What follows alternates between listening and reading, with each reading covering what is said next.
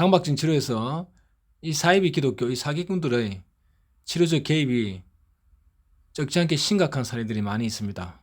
그래서 환자가 치료를 거부한다든지 심지어 고등학생인 아들이 부모가 죽기를 기다리기도 하고 죽으면 이제 그 재산을 이제 교회에 헌납하려고 사이비 기독교 그게 헌납하려고 기다리는 경우도 있고 완전히 가정을 파괴하고 부모 자식 간 원수를 만들고 이런 극악한 행위를 하는 이런 자들이 바로 악마입니다. 악마. 그래서 이 강박증에서 이런 피해가 많은데 과거 저기서 살아있는 중 강박증 1편에서 언급된 이 사이비 기독교 부분을 발췌해서 제가 읽기 방송을 하겠습니다. 참고로 이 책은 살아있는 중 강박증 1편 개정판은 이달 말에 출간할 예정인데 기존의 독자분들은 책을 똑같은 거의 유사한 내용이기 때문에 따로 책을 사보실 필요는 없고요. 밖에 있는 부분만 제가 유튜브나 블로그에 따로 공지를 하겠습니다. 사이비 기독교의 경우를 보자. 예를 들어 사기꾼들은 강박증 환자와 가족들에게 이런 식으로 말한다.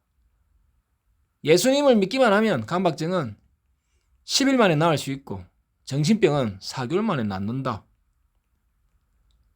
이 말에 회개한다는 말이 이미 빠져있다. 그리고 믿기만 하면이라는 전제가 그 말을 대신하고 있다. 즉 술 마시고 노름하고 사기치고 다녀도 예수님을 믿기만 하면 천국에 가고 구원받는다는 것이다. 소위 6일엔 사기치고 일요일 하루만 교회 나가면 천국 간다라는 식의 전형적인 기독교 이단 무리들이다. 그런 자들의 말은 이미 죽어서 그런 사기꾼들이 있는 곳이 어떻게 천국인가 하는 모순이 있다. 그런 점을 따지지 않더라도 이미 강박증 환자가 10일 만에 낫는다는 말에서도 정통 기독교가 아닌 사이비 사기꾼임이 명백히 드러난다. 정통 기독교에서는 병에 걸린 기독교인이 예수님을 믿어 낫게 되는 기간을 봄, 여름, 가을, 겨울처럼 자연의 운동에 비유한다.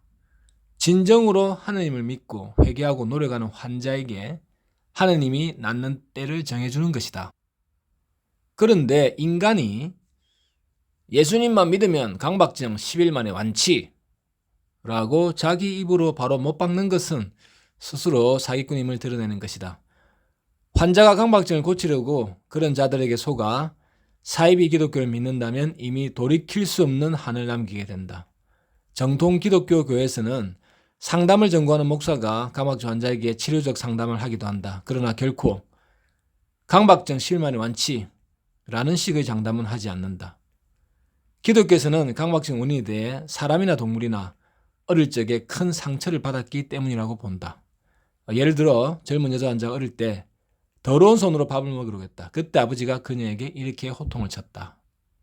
이런 더러운 년이 어디 손도 안 씻고 밥을 처먹으려고 해. 이런 거지 같은 년이 있나. 확 그냥 손을 잘라버릴라. 그녀는 그 말에 큰 상처를 받았고 그 후에 손을 지나치게 씻게 되었다는 견해이다. 물론 근거는 전혀 없다. 어쨌든 그 원인이 마음의 상처라고 보니 환자의 어린 시절의 상처를 위로해 주는 것이다. 예를 들어 환자가 목사님 너무 괴로워요. 손을 하루에 3시간 씻어요. 라고 말했다. 목사는 괜찮아요. 그럴 수도 있죠. 라고 위로해주고 묵묵히 이야기를 들어주는 식이다. 목사는 이런 치료적 상황에서조차 환자가 정확히 언제 낫는다고 정하지 않는다. 다만 일설에 의하면 대개 그렇게 7년 정도 꾸준히 환자와 함께 노력하니까 효과가 있다라고 하는 정도에 불과하다. 만약 7년이 지나도 효과가 없으면 기독교에서는 환자의 상태를 개가 자신이 토한 것을 다시 먹는 상황으로 본다. 그래도 실망하지 않고 꾸준히 계속 지지치료의 효과를 준다. 정통 기독교의 이런 종교치료적 상황에서도 환자가 스스로 극복하도록 지지하는 역할에 중점을 두고 있다. 그래서 환자가 예수 믿으면 무조건 열흘 만에 완치된다 라는 말은 사기일 뿐이다.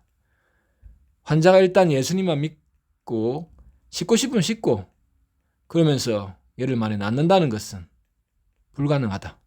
안타깝게도 다른 심리장애 환자도 마찬가지지만 현재 이런 피해를 보고 있는 강박증 환자와 가족이 적지 않은 현실이다.